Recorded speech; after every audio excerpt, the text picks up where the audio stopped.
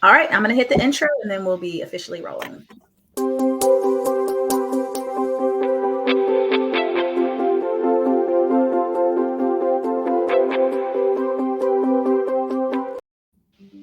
Hi, good morning, everyone. I'm Sonja Crystal Williams, your host of 10-Minute Marketing. Thanks for being here. I'm actually going to do that again because it might not be recording when they listen. Let me start over. 3, 2, 1. Hi, everyone. Welcome to today's episode. My name is Sonja Crystal Williams, and I'm the host of 10-Minute Marketing. Joining me today, I have Cloe Guidry-Reed. She is the co-founder of Higher Ground. And Chloe, I'm going to let you kind of talk a little bit more about what Higher Ground is. I had the opportunity in the early days of you starting that up to kind of work alongside with you all in a few areas, but you all are thriving. You've grown quite a bit. Would you consider yourself still kind of in that startup phase? I think startup phase is something that we oftentimes, I think, get confused. I mean, startup by definition is really meaning that you're in an accelerated growth period. Yeah. So yes, I would say that we're still in the startup phase because we are growing very rapidly and want to continue to grow.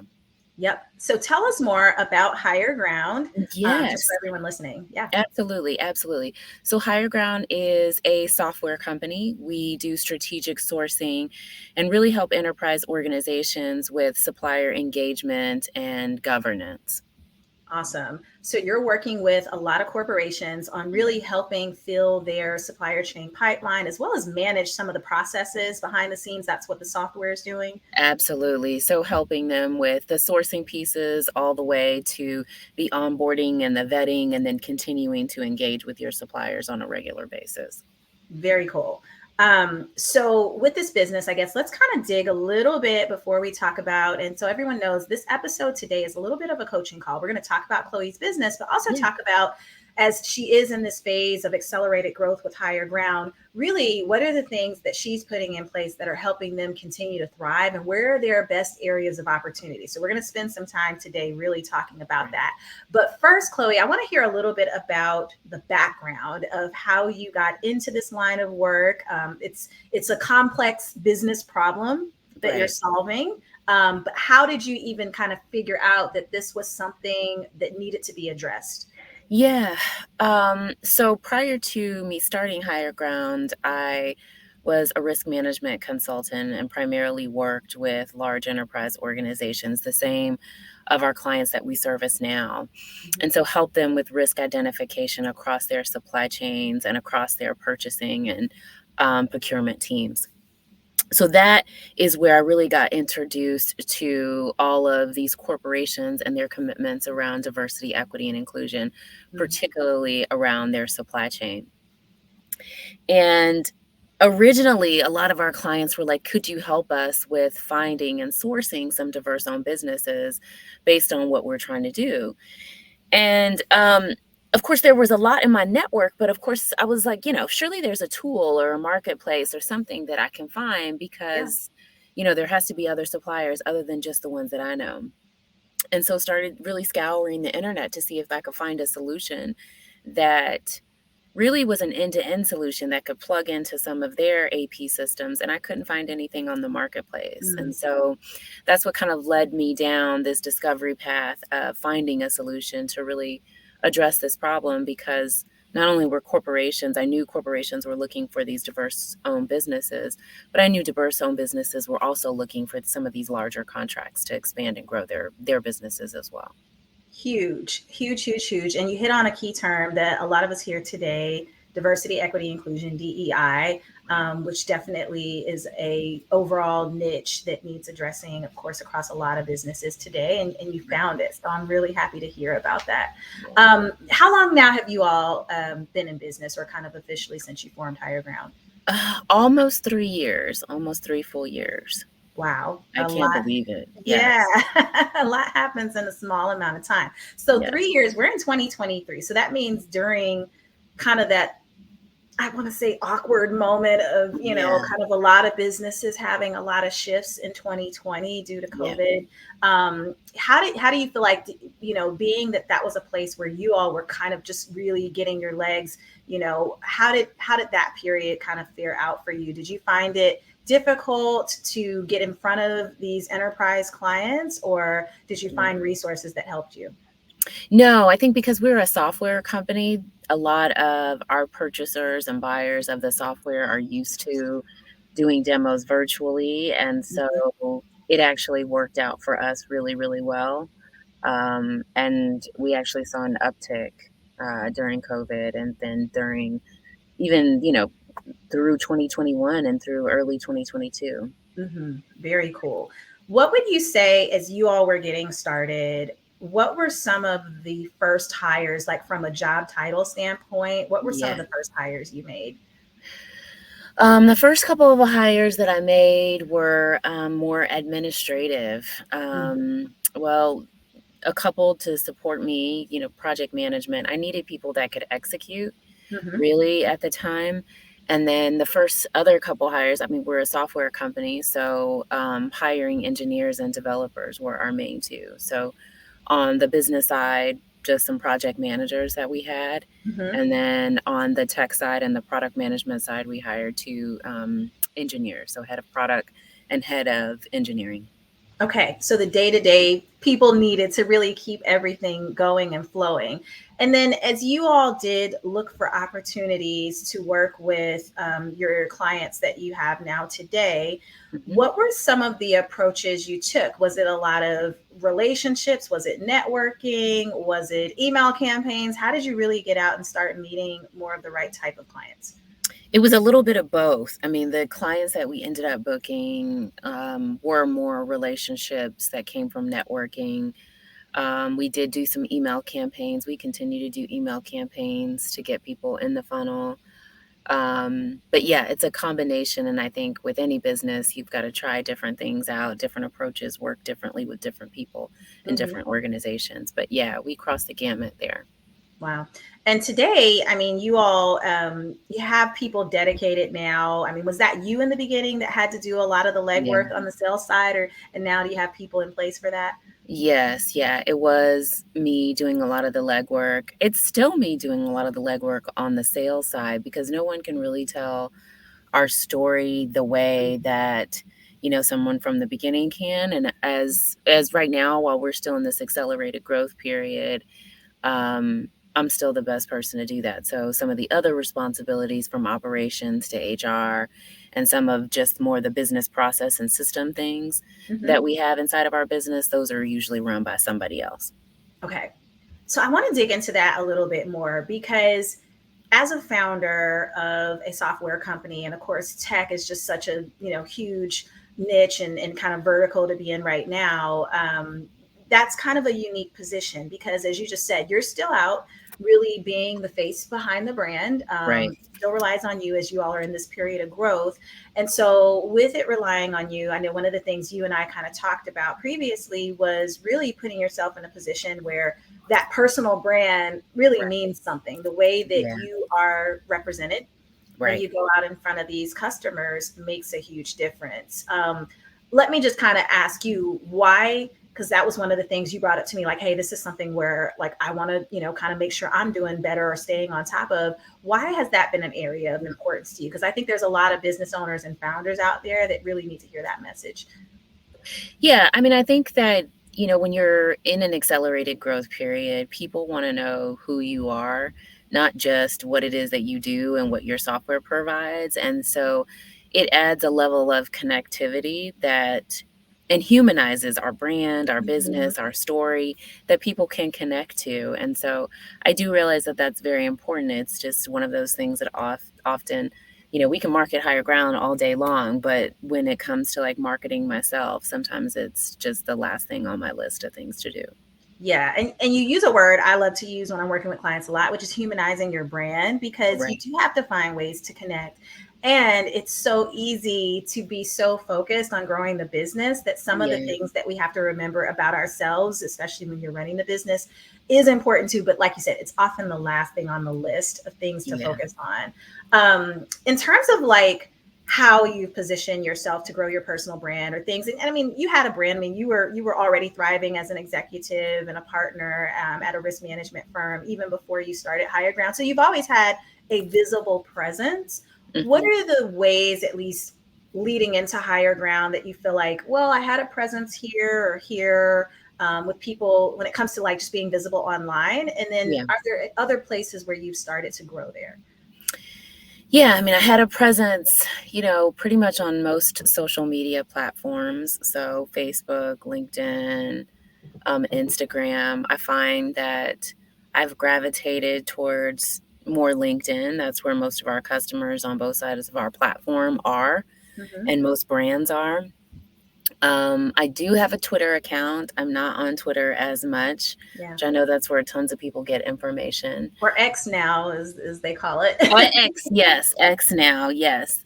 Yeah. Um, and yeah, I mean, I'm on Instagram for the purposes of finding things and as a resource, but Mm-hmm. I'm not posting that much on there. I find it difficult to maintain more than one social media platform right now Yeah. for myself.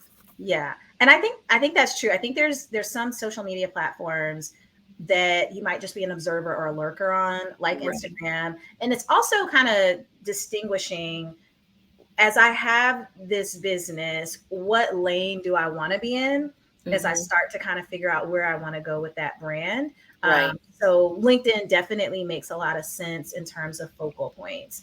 Yeah. When it comes to LinkedIn, do you feel like, hey, I have this phenomenal profile? Are there areas of LinkedIn that you would like to kind of do better? And are there any profiles or people that you kind of watch that you're like, I like what they're doing. I want to get to that point. Um, no. Because again, I don't get a chance to look on there that much, but I do. What I'm looking for is someone to be like, hey, based on where you guys are going, this is how much you should be doing, or these are some Yep. groups that you should be involved in. Yep. Because I just haven't had time to do all of the listening that I would like to do, Yeah. on the platform Yeah. to really follow people. So let's dig into that. I'm going to pull up your LinkedIn, Okay. just so I have kind of just in front of me, and I'm not going to pull it up on the screen for everyone, but just so I can look at it. Um, More so to kind of say where, what's the current status of what Chloe's profile looks like today as the founder of Higher Ground. And as I do that, right, Higher Ground has a LinkedIn presence as well, right? Right. Okay. And is it a pretty active presence? Is there, you got someone on the team that posts content on that profile Yes, it regularly? is very active. Yes, Perfect. yes. So, one opportunity that I always share with businesses that are in a position like yours Uh-huh. is that the beauty of LinkedIn is that it's a platform where your company can exist and you can exist. But if you're willing to be, in a sense, an ambassador on behalf of your company using a Yeah. platform like LinkedIn, it really opens up a huge opportunity. In fact, there's a stat that LinkedIn released a few years ago that said profiles where you as, like, whether it's someone at the company or you're the founder of the company sharing posts off of the business page, it Yeah. will increase that page's visibility by up to 6 times and Okay. get your business out in front of a lot more people in your own personal network. Got it. Got it. Okay. So there's kind of two ways to think about even how you approach LinkedIn. As I look at your profile today, right? You've got the basics that any founder should have. You've got a great headshot. You've got your name is there. You've got kind of the basics on the job title, CEO of Higher Ground, and you've got some keywords in there that hit on some of the things that you do, which is, right now you've got it, supplier diversity and economic inclusion advocate. You all have a podcast, so you've got your podcast on there as well. Yeah.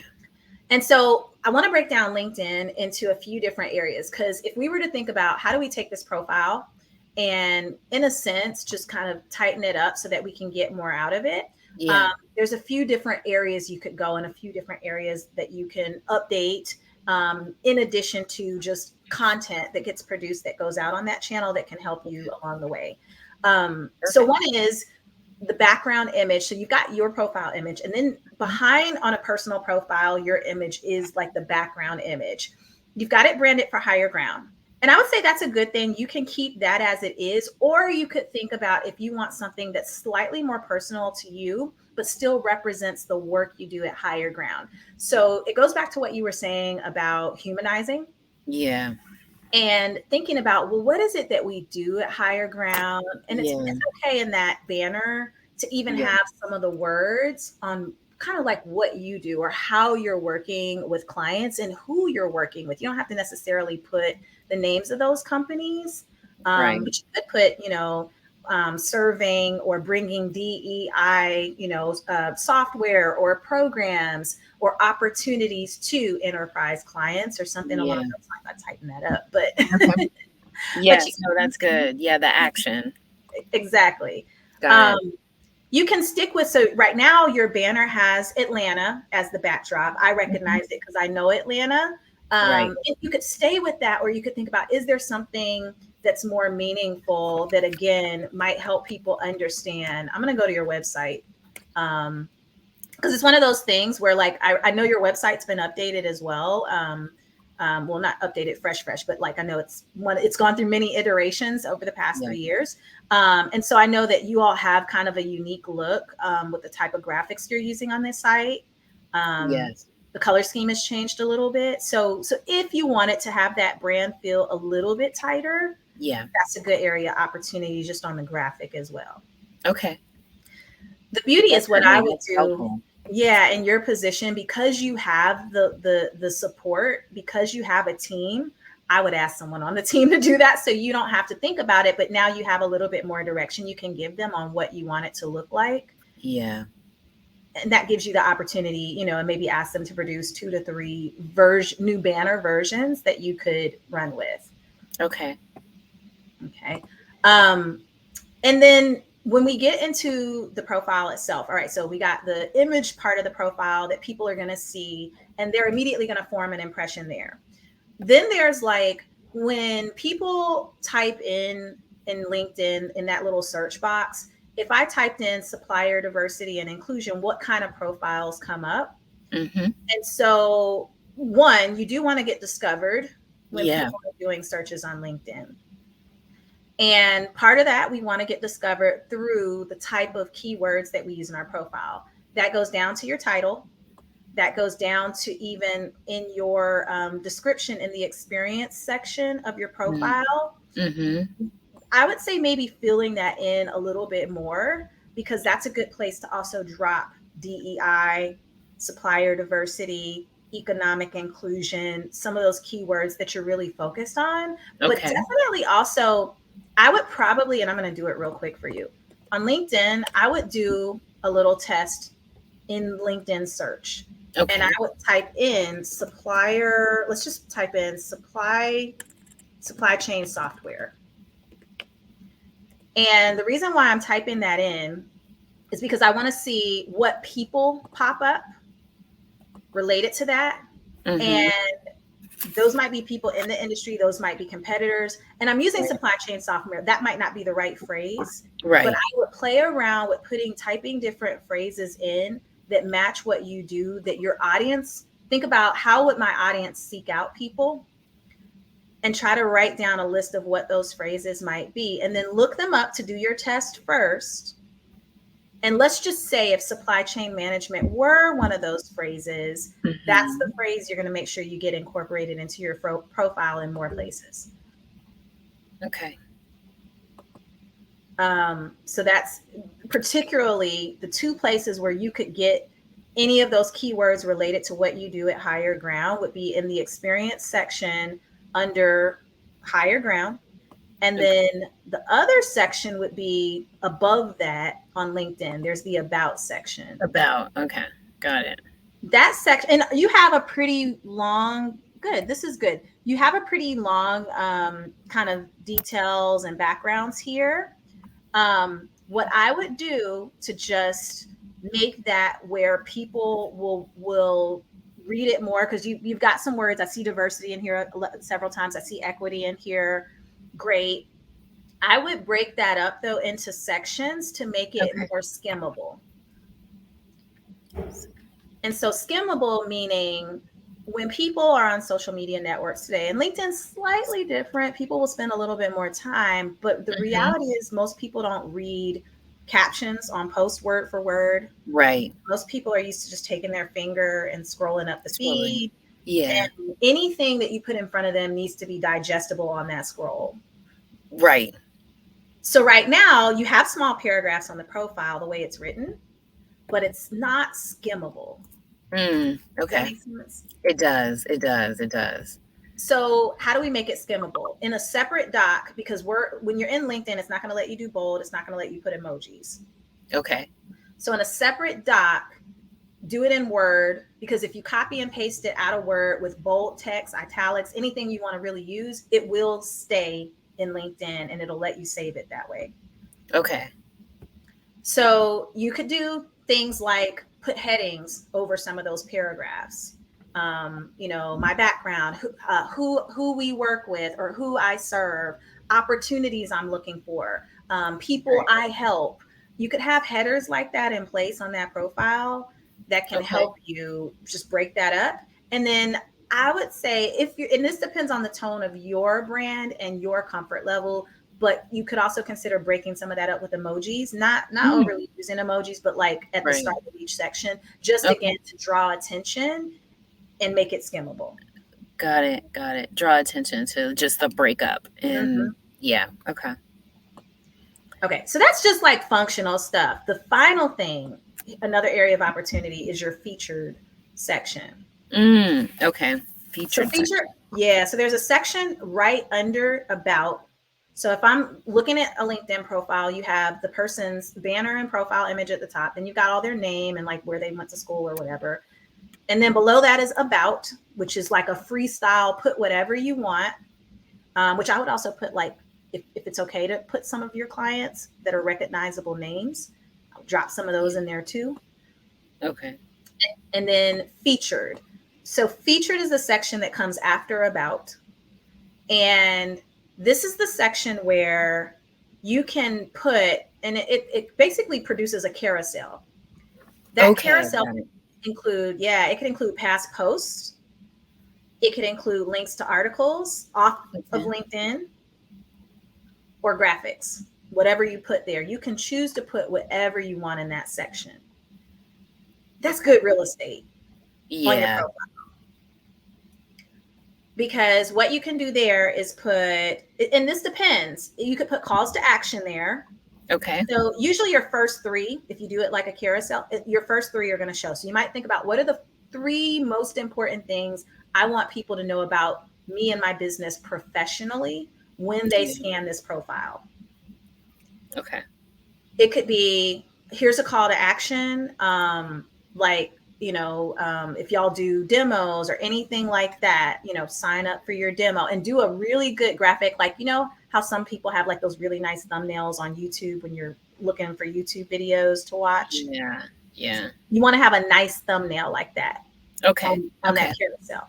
Okay.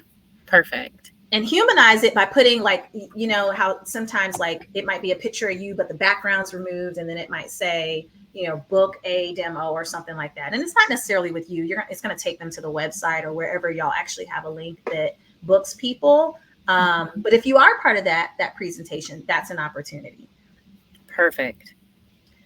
So you could have carousels that are that style, or it could be a mix. It might be one is like book a demo, or request a discovery call. Another one might be, since you've probably been featured in the media, and Hmm. so taking one of those publications where you've been featured and also featuring that on your profile, so that Okay. there's, of course, a little bit of credibility there, right? If someone's been in Okay. Forbes and Enterprise and Inc., those magazines, there's credibility there, so they know, oh, this is like a legit person. She's got a Right. strong business, things like that. Okay. Okay. That's definitely helpful. So that's a huge opportunity. Okay. And then we get into just kind of the activity of posting. And this is where I think your team could help you, because as you said, like, you're busy, you're doing other things. This is where you kind of start to ask, and this definitely depends on relationship, comfort level with someone on the team. And I usually say like appoint it to one or two people because you don't want everyone to have your LinkedIn information at the company. But if there's one or two people on the team that you feel comfortable with turning over access to, then I would consider giving them access and allowing them from time to time. And this is stuff you all have to talk through. So it's almost like you need a strategy Right. and you need to talk through it with your team. But you may want to think about what are the posts that go up on Higher Ground's LinkedIn that I feel comfortable with resharing onto my profile. And that might be a frequency of once or twice a month. Doesn't necessarily need to be all the time. Yeah. And then for other post content, whether you're doing it or someone else on your team is doing it, I would say probably just thinking about if you're participating in conferences, if you're attending conferences, if you're speaking Yeah. on panels, any of that, push it out, push it out, push it out, and try to stay on a consistent schedule. If you're not going to be the one posting it, then just be in sync with someone on the team where at least you get the photo and you text it to them or Slack, however that works. Yeah. And make sure that someone's getting that. And then maybe it's a quick phone call and you give them the context, but you can remove yourself from it. Okay. The more you count on yourself to do it, the less likely it's probably going to get done. And I know that from the experience of working with a lot of people, again, in your position, it's less likely to get done. It's better for you to just be the observer of seeing it happen on your profile and then, still guiding your team on the language, right. On how to do that. Perfect. So that's another piece. Okay. These are good suggestions. These are, yeah. And that's just like the profile stuff. Now, the other thing you said was, I really would want someone to guide me on like, what groups should I be joining? Right. Like, what are the things I should be a part of? Okay. Like these digital communities and making sure that you have a presence in them. Yeah. So the one thing I'm going to say on LinkedIn, groups aren't what they used to be. There used to be a time, I would say about a decade ago, where groups were just like popping. And there's still some active communities on LinkedIn. So I'm not going to say all groups. Right.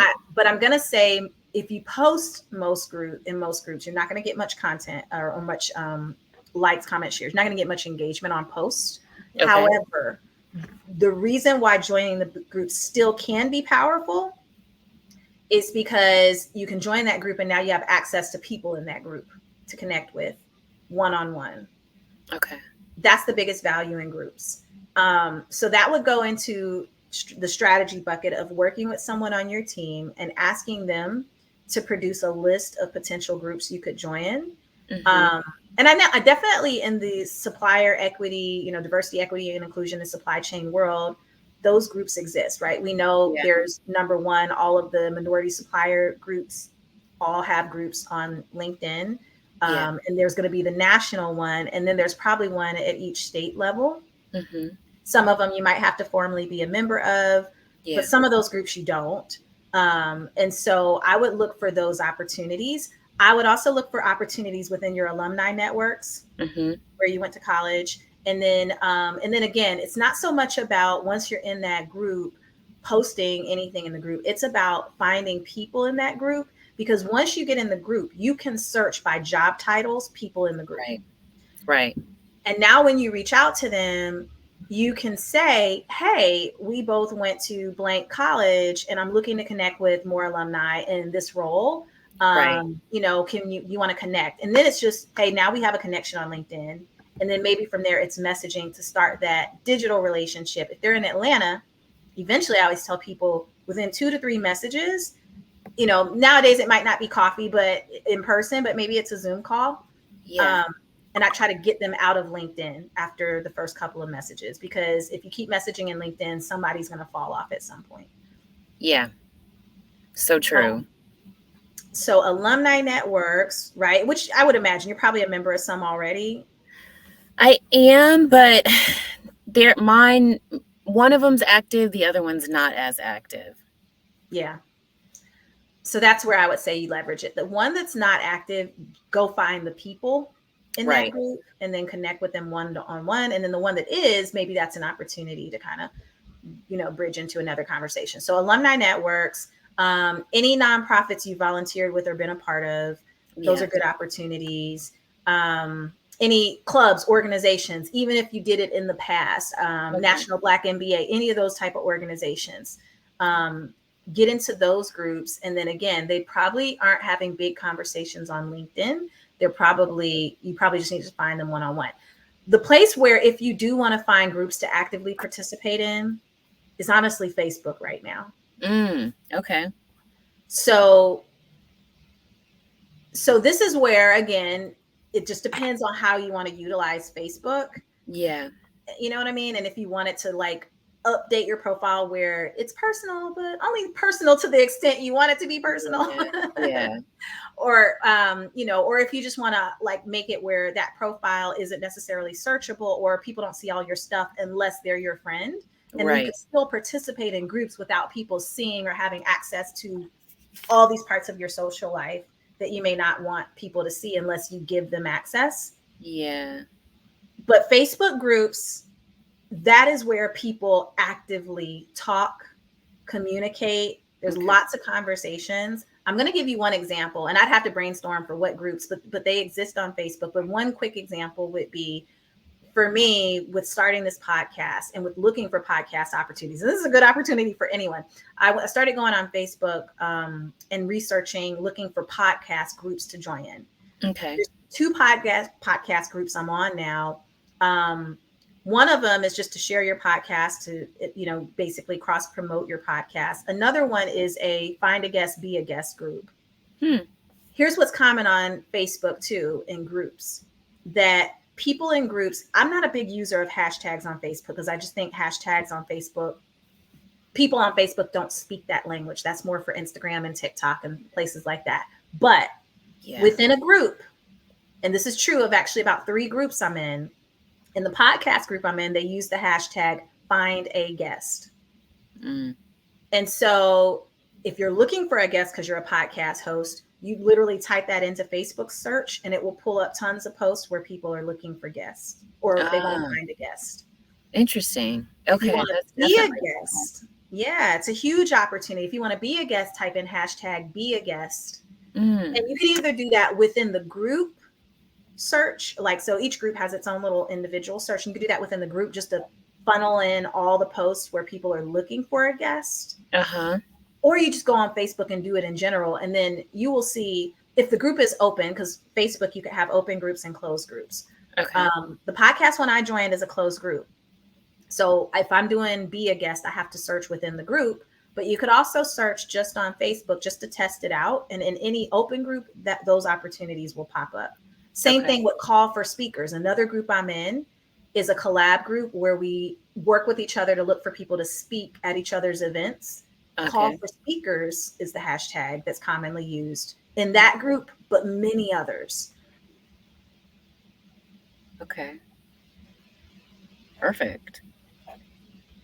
So I think you have the bones. Yes.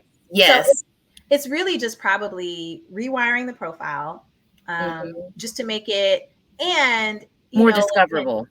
More discoverable. And then when people land there, they instantly know what you do, and they feel, to your point, that human connection to some degree, right? Where it feels like this person is accessible. Right. I can talk to her, and it's not just the corporate stuff listed in the profile. Yeah. And I mean, and with these groups on either of the platforms, it sounds like it's a great place to build community. That's the thing. Yeah. So it requires legwork and time, which is limited for you. Right. And it will make more sense for you to lay out, this is the approach. You'll have to invest the time and the strategy and the approach you want to take, and then try to find someone on your team that you trust to manage the day-to-day activities. Right. With you monitoring and overseeing it. Wonderful. Okay. That sounds good. All right. This has been super helpful. Thank you so much. I'll have to come back on the show and tell you just sort of the feedback that I get after I implement some of these suggestions. This has been really good.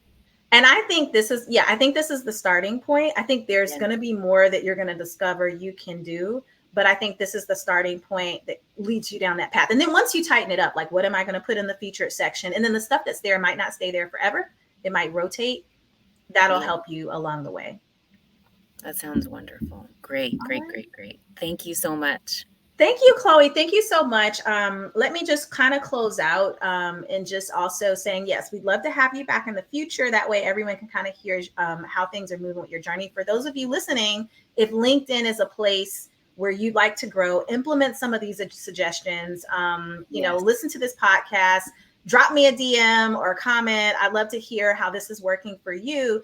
And Chloe, for people that do want to learn more about Higher Ground, where can they find it? And if they want to connect with you, where can they find you? Yes, yes. If you want to connect with us at Higher Ground, you can connect with us at Higher Ground, and that's HIRE ground.io. And if you want to connect with me, you can find me on LinkedIn at Cloe Guidry-Reed. All right. Thank you so much for participating. Thank Everyone, you. thanks so much again. Have a great day. You too.